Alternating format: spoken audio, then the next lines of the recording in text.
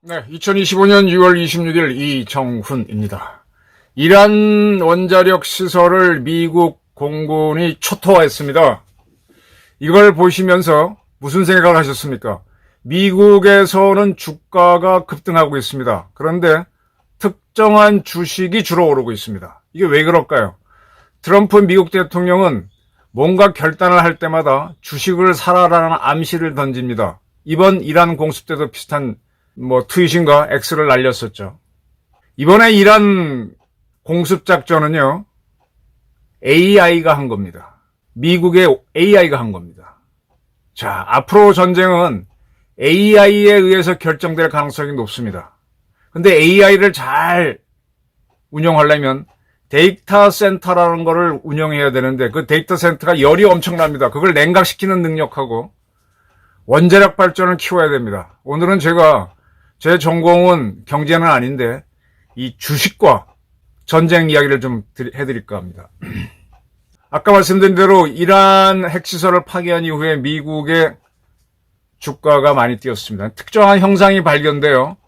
제가 일반적으로 말씀드리면은 배트맨이라고 하는 게 있어요.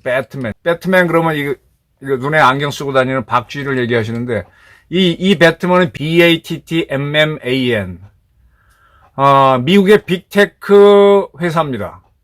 빅테크 회사 8개의 머리 글자를 딴 겁니다. 첫 번째 B는 브로드컴. 두 번째는 A는 알파벳, 구글의 알파벳이라는 회사가 있습니다. 그 다음에 T는 테슬라. 첫 번째 M은 마이크로소프트. 두 번째 M은 메타.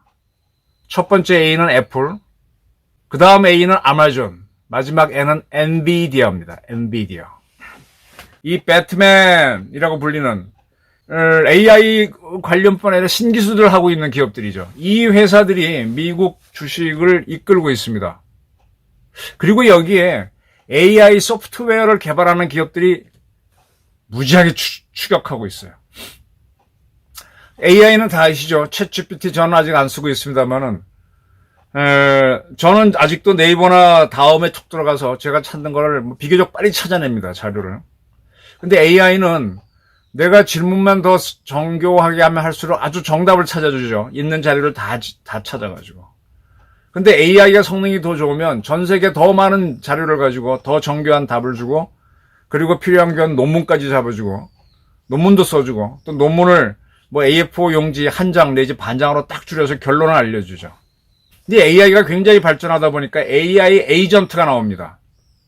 인간이 정보를 묻는 거 말고도 행동을 하고 결정을 내릴 때, 이런 거 할 때는 정보가 아니라 이 비서 역할을 하는 사람들이 좀 필요하죠. 예를 들면은, 저 같은 경우는 이제 유튜브를 하거나 글을 쓰거나 그러면 깜빡하다 보면 7시간, 8시간 책상에 앉아있을 때가 있는데, 그럼 눈도 따갑고 나중에 알죠. 이제 그럴 경우에 이 비서 역할을 해준 사람이 이제 그만하고 쉬어라 이렇게 해주는 거. 예, 앞으로는 이제 AI는 그런 AI 비서가 나와서 정보뿐만 아니라 나에 대해서 몸 관리도 해주게 되는 거죠. 이런 것들이 자꾸 나옵니다. 근데 이런 것들이 어떻게 개발됐는가 하면은, 시작은, 언어였던 것 같아요, 언어. 자, 제가 한국말로 하고 있죠. 제가 이 한국말에도 문법이라는 게 있잖아요, 그죠? 말하는 법이 있잖아요. 저희가 그 전에 중학교, 고등학교 때 영어를 배울 때 영문법을 참 많이 배웠어요. 그래서 우리나라 말에는 주어가 있고, 동사는 뒤에 있는데 영어는 동사가 먼저 앞에 나오고 목적어나 이런 게 뒤에 나온다. 이런 식으로 참 많이 배웠잖아요. 그래서 문법을 완벽하게 해가지고 그거를 컴퓨터에 집어넣은 다음에 문법대로 한 다음에 한국말을 영어로 옮기라 그러면 이게 제대로 못 옮깁니다. 한 50%도 못 옮겨요. 왜냐? 예를 들면 우리가 너무 많은 약자를 쓰죠. 지알못, 이런 거 애들 많이 쓰잖아요. 약자가 한두 가지입니까? 그러니까 그런 걸 못 옮겨요. 그 다음에 이 언어도 인토네이션에 따라 달라집니다. 이게 굉장히 제가 우스개로 어디서 많이 얘기하는데, 저희 고등학교 때, 고등학생들이 몰래 담배 많이 피잖아요. 그래서 시험 시간 때는 스트레스 받으니까 담배들을 화장실에서 핍니다. 그러니까 시험 1시간 끝나고 나면 담배 피러 선생님 몰래 가서 화장실을 톡톡 두들기는데 안에 누가 있어요. 그러면 빨리 나오라고 똥 싸? 하고 물으면 안에서 그 친구는 담배 피우면서 똥 싸? 그러면 할 수 없으니까 똥 싸? 이럽니다. 똑같이 똥 싸는데 올라가느냐 평탄하게 가냐 내려가냐에 따라서 뉘앙스가 완전히 다르죠. 똥 싸? 똥 싸? 똥 싸. 앞에 똥 싸는 똥 싸? 진짜 묻는 거고 똥 싸? 그럼 응 대답이고 밑에 똥 싸? 하고 나가 그래 빨리 하고 나와. 이렇게 번역을 해야 맞는 거죠. 이런 것들은 문법에 의해서는 번역이 안 됩니다. 이걸 이제 깨닫고 나서 그다음부터 어떻게 한 거예요? 아, 세상에 쓰이는 모든 말을 다 채집하는 겁니다. 그래서 앞뒤 전으로 보게 되면 요 말은 똥 싸? 아, 이거구나 그러면 진짜 묻는 말이고 똥 싸? 그러면 응 그런 말이고 똥 싸? 그러면 그래 빨리 하고 나와. 이렇게 다 찾아버리는 거죠. 이게 소위 말하는 빅데이터입니다. 여러분들 식당에 가셔갖고 요즘은 이렇게 요 앞에 그 컴퓨터 화면이 있어서 내가 이렇게 주문하잖아요. 그러면 그 데이터가 어디 한 군데로 다 날아가면은 강남 어느 지역에서 어느 음식점에서는 어떤 음식이 잘 나가고 또 그걸 전체 강남으로 합치면 거기에서는 어느 식당이 최고인데 거기에는 어떤 음식을 잘하고 또 어떤 게 많이 팔리다 빅데이터가 나오잖아요. 그럼 거기에 따라서 강남시장은 뭘로 공략하느냐.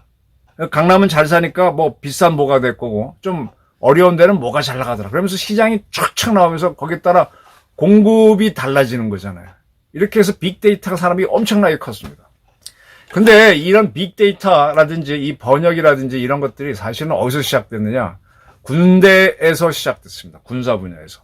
여러분들 지금 인터넷 다 쓰고 계시는데 인터넷이 전 세계를 연결한 지식통신망이잖아요. 이 인터넷 개발한 거는 미군입니다. 미군이 군사적 목적으로 미국 본부에서 한국, 일본, 대만 말고 유럽, 뭐 아프리카에 있는 모든 미군들한테 탁 똑같이 전달하고 걔네들도 궁금한 게 있으면 자기 소대장한테 물어보는 것보다도 미국 본부에 가면 더 많잖아요. 근데 미국 본부가 모르는 걸 한국에 있는 주한미군이 알 수도 있잖아요. 거기 있는 자료를 끌어오는 걸 하기 위해서 인터넷이라는 걸 만들었다가 그게 풀어주면서 모두가 쓰게 된 겁니다.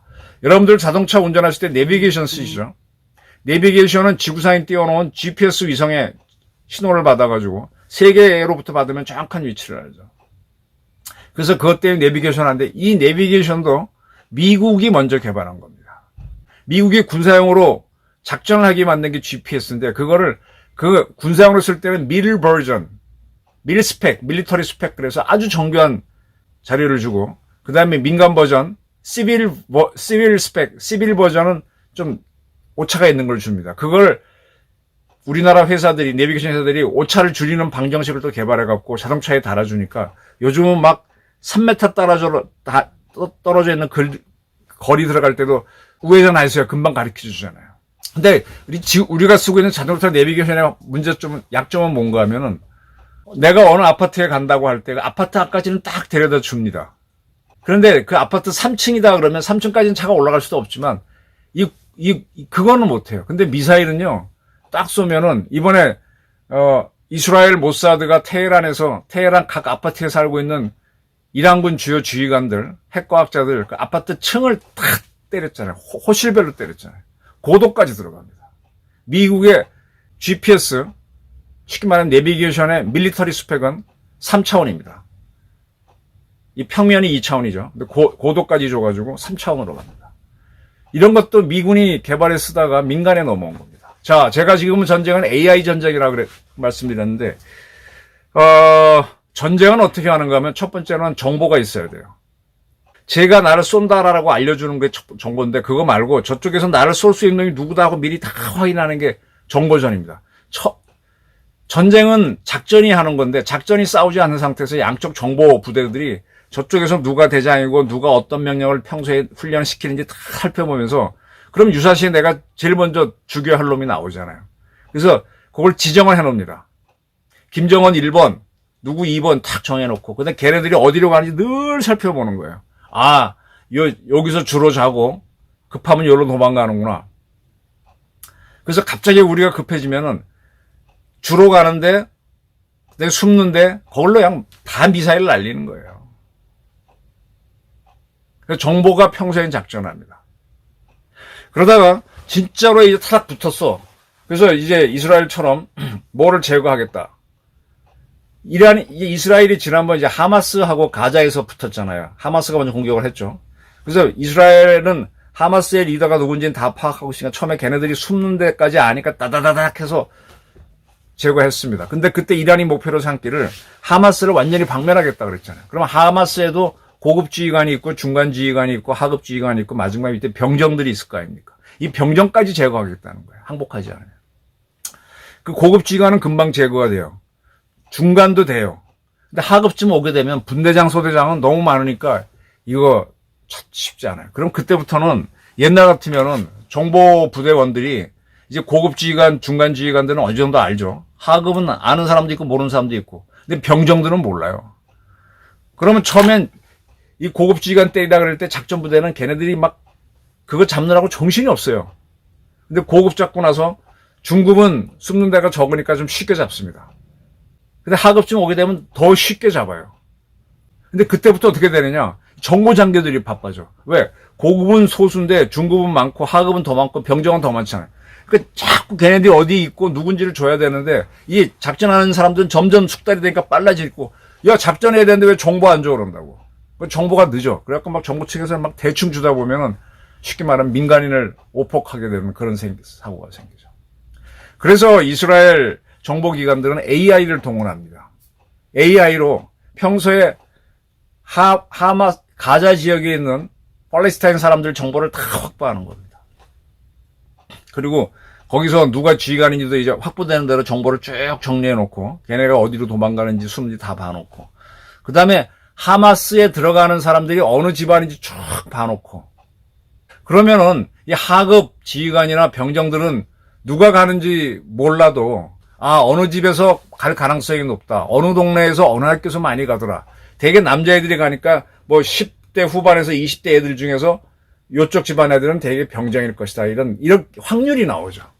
과거 정치학에서는 무슨 뭐 이념이나 다루고 이랬는데 이게 개량 정치학이 들어옵니다. 그래서 이 나라와 이 나라가 전쟁을 할 가능성을 확률로 계산합니다. 그리고 붙으면은 누가 이길지도 계산을 합니다. 그리고 그게 더 발전해가지고 그걸 콥뎁 지수화해서 이제 정치학에서 미국에서 시작돼서 많이 퍼졌는데 이게 우리나라 국정원도 이거 갖고 북한이 쳐들어올 확률을 계산할 겁니다. 그게 군사적으로 모이게 되면은 북한의 1군단하고 한국의 1군단이 붙으면 누가 이기느냐 하는 워게임을 가능해요. 북한의 지휘관은 얘 능력은 이렇고 그 다음에 참모장은 이렇고 북한의 무기는 1군단의 무기는 이렇고 편제는 이렇고 우리 이렇고 해서 서로 붙여봅니다. 그리고 어떤 경우에는 우리나라 1군단장이 전체 이 워게임을 자기가 지휘하고 그 다음에 북한군 1군단 역할을 맡은 한국 사람이 가서 자기가 받은 전력하고 자기 밑에 부하들의 능력을 갖고 자기가 게임 해보는 거예요. 그래서 장기 뚜시 해보는 거죠. 그래서 인민군이 이기기도 합니다. 그러면서 이제 한국군이 뭐가 문제냐 이게 고치는데 이런 것들이 다 뭘로 하느냐? AI로 한다. 컴퓨터로 한다. 그런 것들을 하다가 이 전쟁에서 이기는 방식으로 하다 보니까 아까 통신이 굉장히 중요하잖아요. 그래서 똥 싸 이런 걸 정확하게 전달하다 보니까 번역 이제 그 뉘앙스 그래서 이제 다 집어넣고 뉘앙스상으로 요거는 묻는 거고 요거는 응이고 그래 알았어 이런 걸로 하도록 착착착 만들어 놓고 해주는 거죠. 그래서 군사에서 이게 하마스 전쟁을 할 때 이스라엘이 하마스 하급 병사까지 다 때려잡는 게 그래서 AI가 작전을 한다는 얘기가 나왔습니다. 이번에 이란 작전에서도 AI가 사용된 게 거의 확실합니다. 이스라엘이 이미 정보기관이나 특수부대 애들이 들어가가지고 다 파악했잖아요. 하메네이면 안 죽이고 다 죽였잖아요. 하메네이 일부러 안 죽인 거 같고. 뭐 지도세도 모르게 당했고. 그 다음에 포르도 시설은 마지막에 미국 와서 탁 그냥 불과 이스라엘이 공격을 시작하고 일주일 사이에 이란의 핵심 지도자, 군 지휘관, 핵과학자 거의 다 죽었어요. 핵시설 다 파괴됐어요. 불과 며칠. 다 핀포인트 하나 쌓았고 하나씩 다 제거했어. 뭐 같은 표적에 3개, 4개 한 것도 없어. 포로도만 잡을 때 나탄스 잡을 때 거기는 이제 핵시설이니까 여러 발의 GBU-57을 떨어뜨리긴 했지만 의도적으로 한 거고 다 원샷 원킬로 날렸다고. AI가 군에서 시작됐다. 자, 근데 이제 AI를 돌리면요. 거기에는 많은 빅데이터가 필요하다 했죠. 데이터를 관리를 하려면은 저도 지금 컴퓨터를 켜놓고 있는데 뒤에 열이 나잖아요. 이 열이 나면은 뜨거워집니다. 그리고 컴퓨터를 다 켜놓고 있어야 돼. 그럼 이 전기를 엄청 잡아먹어. 그래서 이 데이터를 다룬 데이터 센터가 있어야 되는데 데이터 센터가 전기를 엄청 먹고요. 그 나오는 열이 뜨겁습니다. 그 전에 우리가 연평도 포격전을 했을 때 처음에 인민군이 쏜 걸 우리가 대포병 레이더를 꺼놓고 있다가 맞았잖아요. 북한이 포를 쏘면은 그 포탄을 잡아갖고 여기다 딱 잡아주는 게 대포병 레이더. 발사 지점을 잡아주면 우리가 그걸로 갈기면 걔네 다 죽어요. 그거 꺼놨었어. 왜 꺼놨느냐? 대포병 레이더도 이게 레이더를 돌리면은 열이 나옵니다. 열이 나오는데 냉각을 못 해주면은 냉각하기 위해서 에어컨도 틀어놓고 하는데 에어컨도 뜨거워지잖아요. 나중에. 그러니까 이게 그런 부품이 날아가니까 일정 시간 가당한 다음에 꺼버려요. 우리나라에서 지금 갖고 있는 방공 레이더, 북한이 미사일 쏘거나 할 때 잡는 레이더들도 그린파인 레이더라든지 뭐 로키드 마틴의 장거리 방공 레이더 이런 것들이 있는데 이거 다 켜놓으면 다운됩니다. 그래서 돌아가면서 킵니다. 이게 사실 우리 허점이에요. 그래서 같은 능력을 가진 그린파인 레이더를 뭐 2개, 3개씩 가지려고 해요. 뭐 3개 가지면은 24시간 기준으로 하면 어떻게 되나. 2개 가지면 12시간씩 돌리는 거고, 3대 가지면 8시간, 12시간 돌려도 사실 너무 뜨거워서 전부 다 아웃될 수 있으니까 한 3대, 4대 가져야 됩니다. 근데 이걸 이렇게 데이터 센터 돌리면 열이 나는데 데이터 센터는 더 많은 열이 나와. 이 열을 어떻게 잡느냐가 굉장히 중요하고, 이 데이터 센터가 엄청나게 전기를 먹는데, 이게 얼마나 많이 먹는가 하면 데이터 센터 하나가 한 6천 가구가 쓰는 전기를 먹어요. 웬만한 중소도시만큼 씁니다. 그 전기를 공급해줘야 돼요. 이 전기가 기존 전기 갖고는 부족해. 기존 전기는 산업이나 가정에서 써야 되죠. 그래서 미국에서 이 갑자기 필요할 때 전기를 막 주기 위해서 개발한 게 SMR, 소형 모듈형 원전입니다. 그리고 미군은요, 배터리도 많이 써요. 미군 특수부대 보게 되면 여기 헤드캠, 철모에다가 이거 카메라 붙이고 들어가고, 귀에는 못 꽂고 막 통신 받고 들어가잖아요. 그럼 얘네들 들어갈 때 다 무선이니까 몸 어딘가에 배터리를 숨기고 있습니다. 배터리로 촬영하고, 배터리로 무선 통신하고, 지시하고, 그 다음에 또 적외선도 뭐 보고 배터리 들어갑니다. 그래서 한바탕 싸우고 나면 전부 다 자기는 집에 부대 와서 밥 먹고, 똥 싸고 오줌 누고 쉬어야 되지만 그 사이에 배터리 꼽아서 충전해야 돼요. 전기를 어마어마하게 씁니다. 근데 전쟁터에 발전소도 따라올 수 없고 발전소 전기선을 끌어올 수도 없어요. 그래서 SMR입니다. SMR은 큰 트레일러 같은 트럭에다가 컨테이너만한 이 소형 발전기를, 원자력 발전기를 올린 겁니다. 그래서 그걸 가동하면은 전기가 제법 나오죠. 그걸 가지고 배터리 다 채워주고 또 전쟁터에서 쓰는 AI에다가 전기 공급하고 또 그들이 쓸 배터리 채워주고 거기 사용하는 데이터 센터 쿨링 작업도 해주고 이런 것들을 미국 기업들이 했던 거예요. 이게 소위 말하는 4차 산업혁명이 되는 거죠. 이런 기술이 있었기 때문에 하마스를, 그 다음에 레바논에 있는 헤즈볼라를, 그 다음에 후티도 잡고 이번에 이란까지 잡고 시리아의 반군도 잡아버린 거예요. 그 다음에 위험한 작전할 때는 이번에 이제 B2가 들어가서 뭐 7대가 이란을 때렸다, 2대는 속였다 그러는데 조종사들이 뭐 30시간 논스톱 비행했다는데 상당 부분은 자동 비행입니다. 지금도 여러분들 그 해외에 가실 때 여객기 타면요, 이륙할 때, 착륙할 때는 조종사, 거긴 기장이지, 기장, 부기장이 직접 합니다. 그건 사람이 해야 돼요. 근데 딱 순환고도에 올라오게 되면 오토파일럿 딱 놓고 그때부터는 이제 스튜디오스한테 뭐 커피 달라서 커피 마시고 농담하고 그냥 갑니다. 가끔 통신 날라오고 저쪽에 앞에 오는 비행기 있으면 넌 누구냐 하고 묻는 정도로, 쉽게 말하면 유튜브 봐도 돼요. 그때 유튜브 받아볼 수 있는지 모르지만 대화하고. 그래서 그때쯤 방송하잖아요. 지금 저는 기장입니다. 지금 어디를 비행하고 있는데 안전하게 모시겠습니다 하는 게 바로 오토파일럿이 들어간 겁니다. 그러니까 B2도 거의 자동 비행입니다. 자, 자동 비행이 이게 군에서 먼저 시작된 거야. 이게 민간으로 와서 여객기도 하는 거고. 요것이 지금 땅으로 내려오면 땅은 좀 더 복잡하잖아요. 거기서 뭐가 돼요? 자율 주행이 나오죠. 요즘 차들 옛날 크루즈 기능 넘어서서 지난번에 어떤 기업하는 친구 차를 탔더니만 형님 이거 자율주행 됩니다 하고는 탁 놓고 저랑 커피 마시면서 가는데 나는 불안해 죽겠더만. 앞차 갔으면 쓰고 옆에 끼어드는 거 지가 끼어들고 그냥 가더라고요. 참 못 믿겠는데 그냥 가더라고요. 저랑 대화하고 자기는 눈 붙이고 잔대. 요즘은 골프 치시는 분들 골프 치고 나면 피곤하잖아요. 모욕하고 밥도 먹고. 그럼 자율주행 딱 켜놓고 자기는 잡니다. 그런 자율주행이 사실은 누가 먼저 개발했냐? 군이 먼저 한 거지, 미군이. 그래서 미국 전차들이 또 미국 전투기들도 다 자율주행하면서 싸우게 하고, 그 다음에 로봇을 개발해서 로봇가 싸우게 하는 거예요. 이게 AI랑 다 연결되는 겁니다. 이런 것들이 모여가지고, 이번에도 뭐, B2에다가 A-35가 붙어갖고 작전하고, 그 다음에 토마호크가 쏘고, 이렇게 표적을 잡고 하는 것들이 AI가 움직이고 빅데이터를 사용해서 다 한 겁니다. 딱 끝나고 나니까 이 개발한 회사들 주가가 뛰는 거예요. 그게 아까 말한 대로 쉽게 말하면 배트맨이라고 할 수 있는 거죠. 요 중에서 이제 추가로 붙는 게 AI 소프트웨어 기술을 개발한 기업들이 막 붙는 거죠. 테슬라 같은 경우는 자율비행, 자율주행, 로봇 뭐 이런 거 하는 거고. 그 엔비디아는 AI의 대표적인 기업이고. 근데 얘네들이 이제 민간을 하려니까 민간에서는 좀 더 대형을 할 수 있죠. 그리고 이동시킬 필요가 없죠. 전기를 많이 먹어. 전기 많이 먹는 걸 뭘로 이 전기를 공급할 거예요. 지금 가장 싸게, 가장 많은 전기, 가장 품질 좋은 전기를 생산하는 건 원전밖에 없습니다. 지금 이재명 대통령은 재생에너지 알리백 한다는데 새빨간 거짓말입니다. 이재명 대통령이 지금 잘하는 거는 우리도 AI 키우겠다고 대통령실에 AI 수석인가 만든 거 잘했어요. 근데 AI가 발전하면 할수록 아주 안정적으로 고품질의 전기를 주는 원전을 키워야 되는데 원전은 반대로 가고 있어.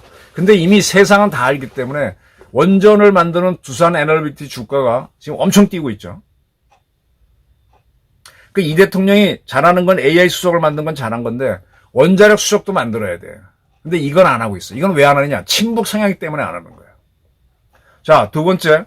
이 데이터 센터가 열이 온창 나오니까 열을 줄이기 위해서 별별 아이디어가 나와요. 지금 고양시에다가 AI 데이터 센터 만든다니까 그 소음하고 뭐 그것 때문에 싫다 막 반대가 생기는데 이 AI&DC 센터를 냉각시키려면 전기도 많이 필요하지만 물이 있어서 물이 있어야 물로 냉각할 수 있잖아요.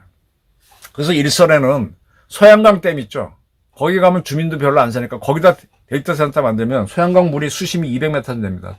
저 밑에 물은 차갑죠. 그거 갖고 쿨링 시키고 소양강 발전소 저기 갖고 쓰면 된다는 얘기를 하는데 그러면 AI 데이터 센터에 근무하는 친구들은 참 대한민국 최고의 엘리트인데 누가 인제군 그 구석에 가서 사느냐. 그래서 미국에서는 어떤 방식으로 하는 거냐면 대도시는 바다 끼는 경우가 많죠. 인천처럼.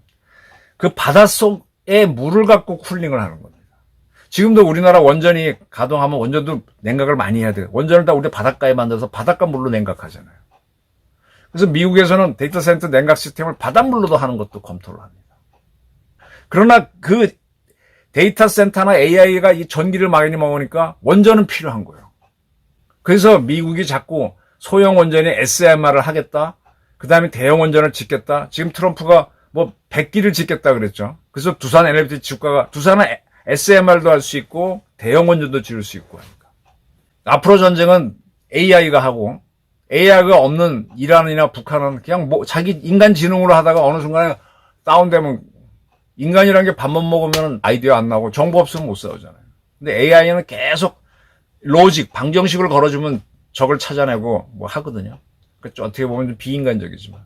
근데 그 데이터 센터가 가동되는데 그걸 어떻게 쿨링하느냐. 그 다음에 이들이 필요로 하는 전기를 어떻게 원자력을 공급하느냐. SMR 같은 경우가 있으면 전장터에 들어가서 직접 기동 발전도 할 수 있고.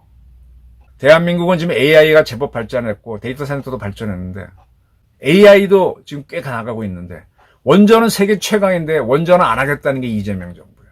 그러니까 잘 가면서도 경제 살리는 걸 잘 하면서도 한 군데는 이념 때문에 잘못 가고 있습니다. 이란을 초토화시킨 거는 AI 군사작전이다. 자, 이거를 우리가 그대로 이북에 적용할 수가 있어요. 김정은이가 어디로 늘 다니는지 쭉 정보적으로 봐놨다가 유사시에 글로 다 날리는 거야. 북한이 뭔가 짓만 하면. 그 다음에 우리 병사들도 배터리 하니까 거기다 SMR 제작한 거 쫙 부대마다 넣어가지고 전기 쫙 포트에서 충전해서 그 다음날 병사들은 하룻밤 자고 충전 배터리 아침에 나눠주면 싸우러 가는 거지. 옛날엔 실탄 공급받는데 이제는 배터리 공급받는 거지. 이 배터리가 충분해야만 저기 쏘는 미사일도 잡는 패트리어트나 사드도 작동합니다. 전기가 안 오면 안 돼요.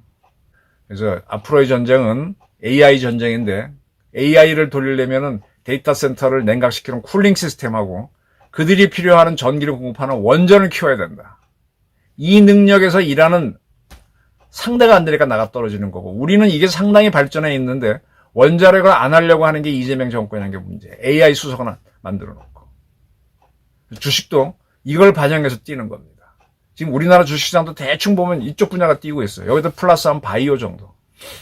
오늘은 전쟁과 AI에 대해서 말씀드렸습니다. 엔드 원자력입니다. 한국이 어느 분야를 키워야 될지 이 분야를 키우게 되면 이제 앞으로 계속 세계 10위권 안에 국가로 남는 거. 여기서 처지면 지금 처지는 나라가 지금 일본이잖아요. 일본 따라오겠죠. 이 분야를 키워야 됩니다. AI 주가가 뛰고 미국의 배트맨 주가가 뛰는 이유는 바로 여기에 있습니다. 감사합니다.